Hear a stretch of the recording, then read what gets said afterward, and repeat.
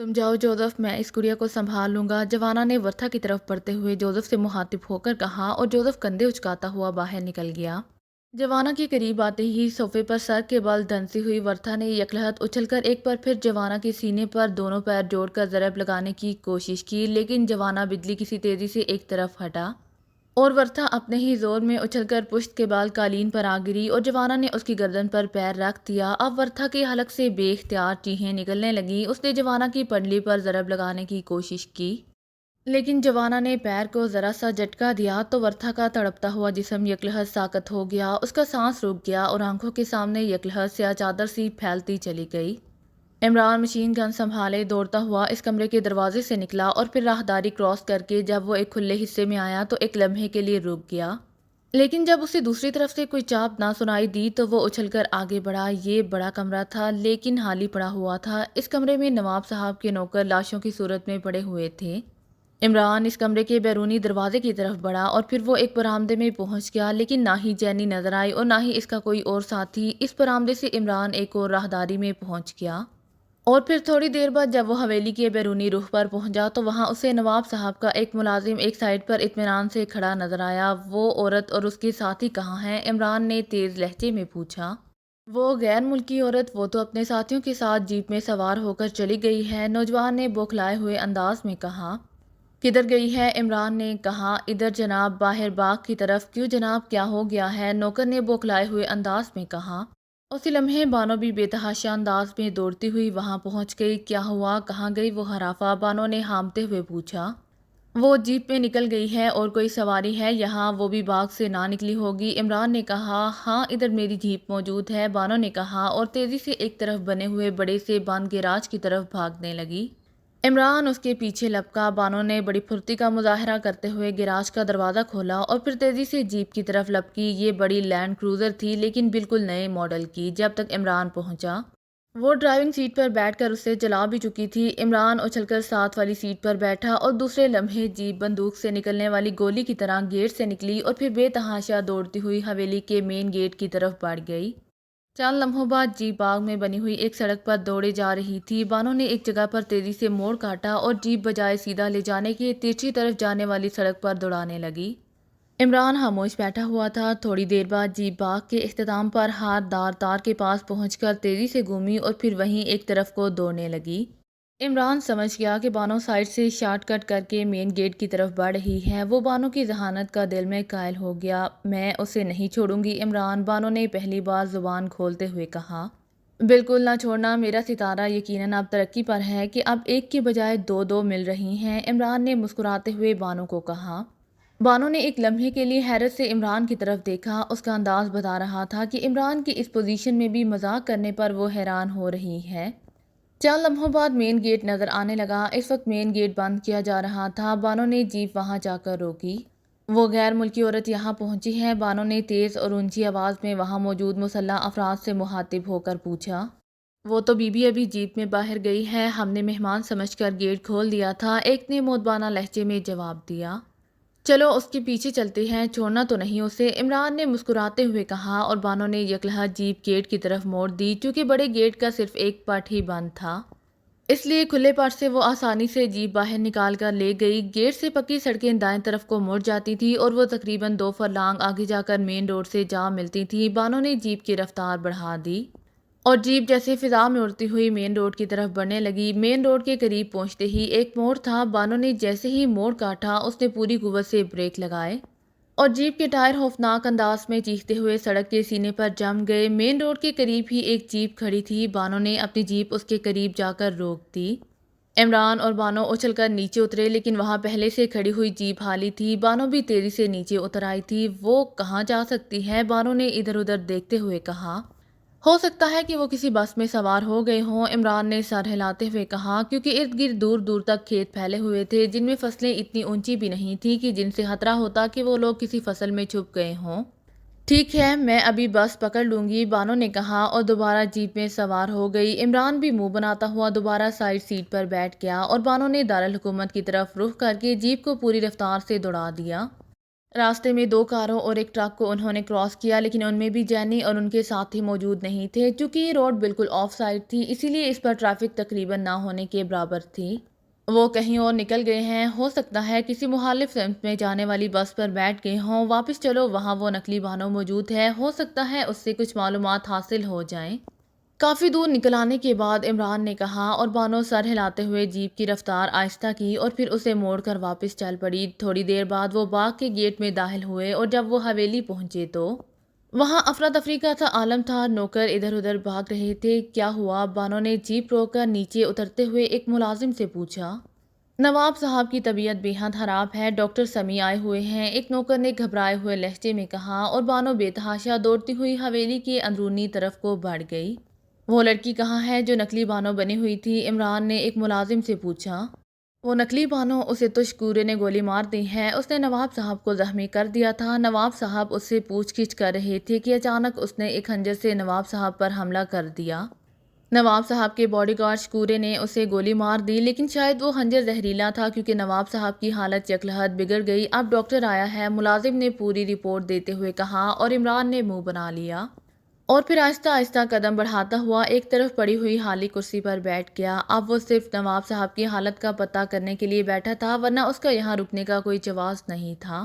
تھوڑی دیر بعد بانو باہر آئی تو اس کے چہرے پر اطمینان کے آثار دیکھ کر عمران سمجھ گیا کہ نواب شہریار خان کی حالت اب سنبھل گئی ہے۔ کیا ہوا تھا؟ عمران نے پوچھا اور بانو نے وہی کہانی دہرا دی جو اس سے پہلے ملازم عمران کو بتا چکا تھا، اور ساتھ ہی اس نے بتایا کہ ڈاکٹر کی بروقت امداد کی وجہ سے اب نواب صاحب کی حالت خطرے سے باہر ہو گئی ہے۔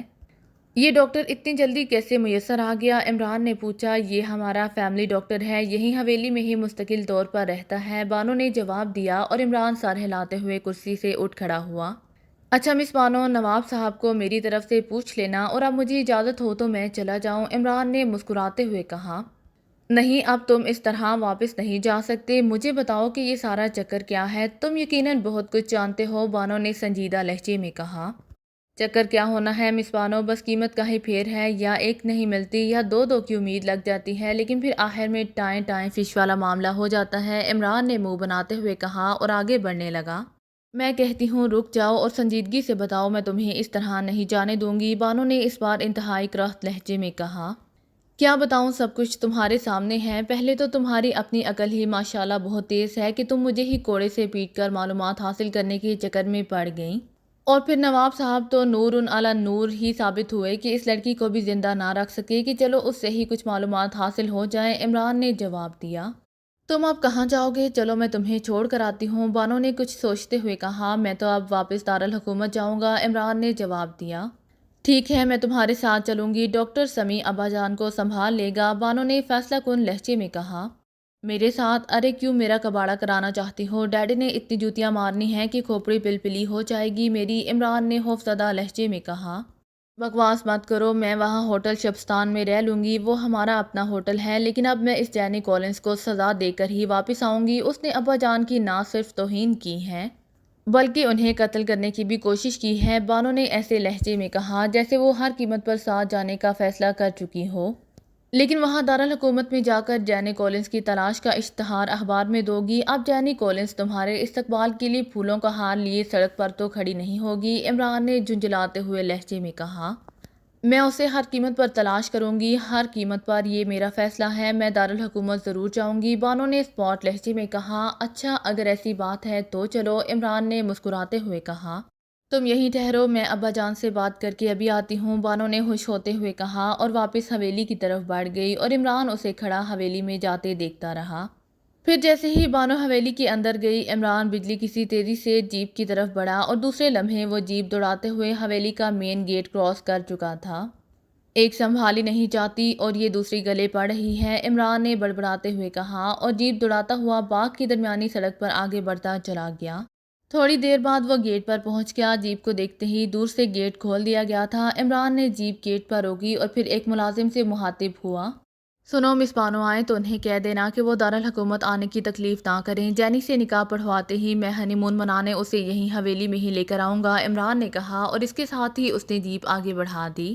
ملازم منہ پھاڑے وہیں کھڑے کا کھڑا رہ گیا۔ اس کی سمجھ میں شاید عمران کی بات نہیں آئی تھی، لیکن عمران جانتا تھا کہ بانو کی سمجھ میں اس کی بات ضرور آ جائے گی۔ جینی کولنز کمرے سے باہر نکلتے ہی بجلی کسی تیزی سے دوڑتی ہوئی بڑے کمرے میں آئی جہاں اس کے دوسرے ساتھی کھڑے تھے۔ میرے پیچھے آؤ جلدی، جینی نے چیختے ہوئے کہا اور اسی بے تحاشا انداز میں دوڑتی ہوئی آگے بڑھ گئی۔ چند لمحوں بعد وہ حویلی کے بیرونی حصے میں پہنچ گئی اور وہاں پہنچتے ہی اسے وہ جیپ نظر آ گئی جس پر انہیں دارالحکومت سے لے آیا گیا تھا۔ جینی اچھل کر ڈرائیونگ سیٹ پر بیٹھی اور پھر اس کے ساتھیوں کو جیپ میں بیٹھنے کے لیے چھلانگیں لگانی پڑیں، کیونکہ جینی نے ان کے بیٹھنے کا انتظار کیے بغیر جیپ کو ایک جھٹکے سے آگے بڑھا دیا تھا اور پھر وہ اسے بے تحاشا انداز میں دوڑاتی ہوئی حویلی کے مین گیٹ سے نکل کر باغ کی درمیانی سڑک پر پہنچ گئی۔ مین گیٹ پر پہنچنے سے پہلے ہی جینی نے زور زور سے ہارن بجانا شروع کر دیا اور پھر مین گیٹ اس کی جیپ کے پہنچنے سے پہلے ہی کھول دیا گیا۔ جینی طوفانی رفتار سے جیپ چلاتی ہوئی آگے بڑھی۔ اس کا رخ مین روڈ کی طرف تھا۔ اس کے ساتھی خاموش بیٹھے ہوئے تھے، ان کے چہرے پر سوالیہ نشان بنے ہوئے تھے، لیکن ان میں سے کسی کی بھی جرأت نہیں تھی کہ وہ جینی سے سوال کر لیتا، اس لیے وہ سب خاموش اور قدرے سہمے ہوئے بیٹھے تھے۔ مین روڈ پر جیسے ہی جینی کی جیپ پہنچی، اسے دور سے ایک مسافر بس آتی دکھائی دی۔ یہ بس دارالحکومت کی طرف سے آ رہی تھی۔ جینی نے جلدی سے جیپ روکی اور پھر اچھل کر نیچے آئی اور سڑک پر آ کر بس کو رکنے کا اشارہ کیا اور اس کے ساتھی بھی نیچے آ گئے۔ بس ان کے قریب آ کر رک گئی اور کنڈکٹر نے دروازہ کھولا تو جینی لپک کر اس میں سوار ہو گئی۔ جینی کے ساتھی اس کے پیچھے تھے اور دوسرے لمحے بس آگے بڑھ گئی۔ یس مس، آپ نے کہاں جانا ہے؟ کنڈکٹر نے مودبانہ لہجے میں پوچھا، کیونکہ بہرحال جینی غیر ملکی ہی تھی۔ یہ بس کہاں جا رہی ہے؟ جینی نے سیٹ پر بیٹھتے ہوئے پوچھا۔ زاران جا رہی ہے مس، کنڈکٹر نے جواب دیا۔ ادھر سے دارالحکومت کو بھی کوئی سڑک جاتی ہے؟ جینی نے پوچھا۔ او، پھر تو آپ غلط بس میں بیٹھ گئی ہیں، دارالحکومت کی طرف سے تو یہ بس آ رہی ہے، کنڈکٹر نے ہمدردانہ لہجے میں کہا۔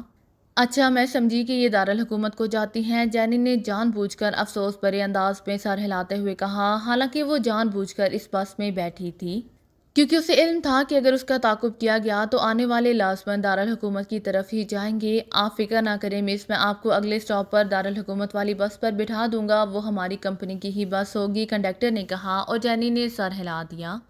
کافی فاصلہ طے کرنے کے بعد جب بس ایک چھوٹے سے قصبے کے اسٹاپ پر رکی تو کنڈکٹر نے اسے نیچے آنے کے لیے کہا اور جینی اپنے ساتھیوں سمیت نیچے اتر آئی۔ دوسری طرف واقعی اسی کمپنی کی ایک بس کھڑی تھی۔ کنڈکٹر نے بس کے کنڈکٹر سے بات کی اور پھر جینی اور اس کے ساتھیوں کے لیے بس کے اگلے حصے میں سیٹیں خالی کرا دی گئیں اور وہ اطمینان سے بیٹھ گئے۔ اس نے پہلی بس کے کنڈکٹر کا نہ صرف زبانی شکریہ ادا کیا بلکہ اس نے اسے ایک چھوٹا سا نوٹ انعام کے طور پر دے دیا۔ کنڈکٹر اسے سلام کر کے واپس اتر گیا اور پھر اس بس نے تقریباً 2 گھنٹوں بعد انہیں دارالحکومت کے مین بازار کے قریب اتار دیا۔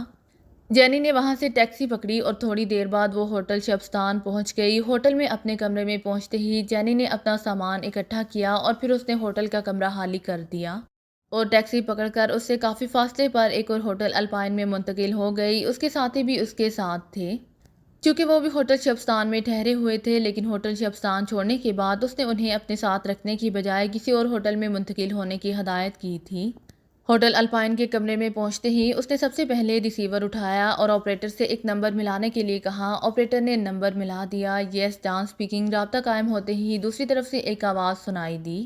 جینی نے تحکمانہ لہجے میں کہا، او مادام، آپ تو بس اس نوابزادی کی حویلی میں گئی ہوئی تھی۔ ڈان کی حیرت بھری آواز سنائی دی۔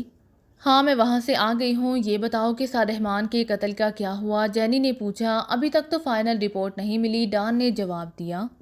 سنو، اب یہ مشن کینسل کر دو، اس کی اب ضرورت نہیں رہی۔ نواب شہریار خان والا پلان فیل ہو گیا ہے۔ تم ایسا کرو کہ کسی کو جان کی لیبارٹری میں بھیجو اور اس سے رابطہ قائم کر کے معلوم کرو کہ وہ کس سٹیج پر پہنچا ہے، تاکہ میں اس کی رپورٹ کے مطابق نئے سرے سے پلاننگ کر سکوں۔ جینی نے کہا، ٹھیک ہے مادام، میں ابھی آرتھر کو بلواتا ہوں، وہی جان سے رابطہ قائم کرتا ہے کیونکہ وہ جان کو کھانے پینے کی اشیاء سپلائی کرتا ہے، اور ورتھا کو بھی یہ علم نہیں ہے کہ آرتھر ہمارا آدمی ہے۔ ڈان نے جواب دیا۔ گڈ، مجھے رپورٹ دینا، لیکن اب فون پر نہیں بلکہ اسپیشل ٹرانسمیٹر پر، جینی نے کہا اور اس کے ساتھ ہی اس نے ہاتھ بڑھا کر کریڈل دبا دیا اور پھر آپریٹر سے اس نے ایک فارن کال ملانے کے لیے کہا۔ یس ورلڈ اسٹار آرگنائزیشن۔ رابطہ قائم ہوتے ہی ایک بھاری آواز سنائی دی۔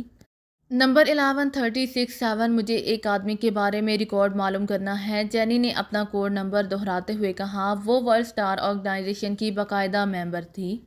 اس آرگنائزیشن کا کام دنیا بھر کے سرکاری ایجنٹوں، جاسوسوں، پیشہ ور قاتلوں اور معروف مجرموں کے بارے میں ریکارڈ جمع کرنا تھا اور پھر وہ یہ معلومات اپنے ممبرز کو بھاری معاوضے کے بدلے فروخت کرتے تھے۔ تفصیلات بتائیے اور اپنا فون نمبر۔ دوسری طرف سے کہا گیا، نام علی عمران، والد کا نام سرحمان، ملک پاکستان، والد پاکستان کی سینٹرل انٹیلیجنس کا ڈائریکٹر جنرل ہے۔ جینی نے تفصیلات بتانی شروع کر دیں۔ اس نے عمران کے انداز میں جو پھرتی، تیزی اور ذہانت دیکھی تھی، اس سے اسے خیال آیا تھا کہ ایسا شخص لازماً کسی نہ کسی صورت میں جرائم سے وابستہ ہے۔ اسی لیے اس نے ورلڈ اسٹار آرگنائزیشن فون کیا تھا کہ اگر واقعی وہ جرائم کی دنیا سے اس کا تعلق ہے تو پھر یہاں اس کا ریکارڈ لازماً ہوگا، اور اگر اس کا ریکارڈ موجود نہیں ہے تو پھر اس کا مطلب ہے کہ وہ ایک عام سا نوجوان ہے جس کی کوئی اہمیت نہیں ہے۔ ارے کیا آپ اس علی عمران کی بات کر رہی ہیں جو پاکستان میں رہتا ہے؟ دوسری طرف سے سننے والے نے بری طرح چونکتے ہوئے پوچھا۔ ہاں، میں نے تمہیں پہلے ہی بتایا ہے کہ وہ پاکستان میں رہتا ہے اور اس کا والد پاکستان کی سینٹرل انٹیلیجنس۔ جینی نے اس بار چونکتے ہوئے کہا، لیکن اس کا فقرہ مکمل ہونے سے پہلے دوسری طرف سے بولنے والے نے اس کا فقرہ کاٹ دیا۔ اس کے والد کو چھوڑیں، اس کی بھلا کیا اہمیت ہو سکتی ہے؟ سنیں، ہماری آرگنائزیشن میں اس کا ریکارڈ تھا لیکن نامعلوم وجوہات کی بنا پر ریکارڈ تلف کر دیا گیا۔ آپ کو ہر آرگنائزیشن کی طرف سے یہی جواب ملے گا کہ اس آدمی کا کوئی ریکارڈ نہیں ہے، لیکن چونکہ میں اس سے ذاتی طور پر ٹکرا چکا ہوں، اسی لیے میں آپ کو آپ کے فائدے میں بتا رہا ہوں کہ علی عمران دنیا کا خوفناک ترین آدمی ہے۔ آدمی نہیں بلکہ عفریت ہے، مجرموں اور مخالف سرکاری ایجنسی کا خون پی جانے والا عفریت۔ بظاہر وہ انتہائی احمق سا نوجوان ہے، لیکن اس کے ہاتھوں بڑی بڑی جفاری تنظیمیں اور ایکریمیا اور روسیہ جیسی سپر پاورز کی سرکاری ایجنسیوں کے سپر ایجنٹ اپنی گردنیں توڑوا چکے ہیں۔ وہ بڑے نامعلوم انداز میں اپنا گھیرا تنگ کرتا رہتا ہے اور پھر جب آخری ضرب لگاتا ہے تو مخالف کے پاس سوائے موت کے اور کچھ باقی نہیں رہتا۔ اسی لیے اگر آپ اس سے ٹکرا چکی ہیں تو فوری طور پر پاکستان چھوڑ دیں، اور اگر نہیں ٹکرائیں تو پھر کسی صورت بھی اس کے مقابل نہ آئیں۔ ویسے وہ پاکستان سیکرٹ سروس کے لیے فری لانسر کے طور پر کام کرتا ہے، اور یہ بھی بتا دوں کہ پاکستان سیکرٹ سروس اور اس کا باس X2 دنیا کے خوفناک ترین ایجنٹ ہیں۔ دوسری طرف سے بولنے والے نے عمران اور اس کے ساتھیوں کے قصیدے گانے شروع کیے تو جینی کی آنکھیں حیرت سے پھیلتی چلی گئیں۔ اسے اپنے کانوں پر یقین نہیں آ رہا تھا کہ ورلڈ اسٹار آرگنائزیشن کا آدمی نوجوان یہ ساری باتیں کر رہا ہے، اور اس بندے کے بارے میں یہ ساری باتیں کر رہا ہے جو ڈائننگ ٹیبل پر بیٹھا احمقوں جیسی حرکتیں کر رہا تھا۔ کیا تم سچ بول رہے ہو؟ جینی سے آخر رہا نہ گیا تو وہ بول ہی پڑی۔ جو آدمی پہلی بار پاکستان جاتا ہے اسے یقین نہیں آتا، اور فی الحال آپ کو بھی یقین نہیں آئے گا، اور پھر یہ یقین اس وقت آئے گا جب واپسی کی گنجائش ہی باقی نہیں رہے گی۔ دوسری طرف سے کہا گیا، اچھا کیا تم پاکستان سیکرٹ سروس کے کسی اور ممبر کو جانتے ہو؟ جینی نے ایک لمحہ رک کر پوچھا۔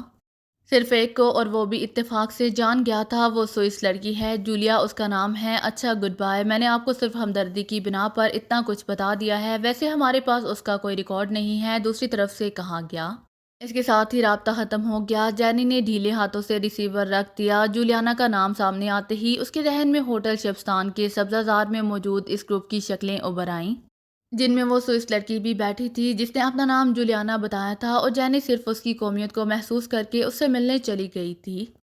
اس کا مطلب ہے کہ وہ لوگ پہلے سے ہی ہماری تاڑ میں وہاں موجود تھے۔ اس کا مطلب ہے کہ پاکستان سیکرٹ سروس ہمارے پلان سے پہلے ہی واقف ہے، جینی نے ہونٹ کاٹتے ہوئے کہا۔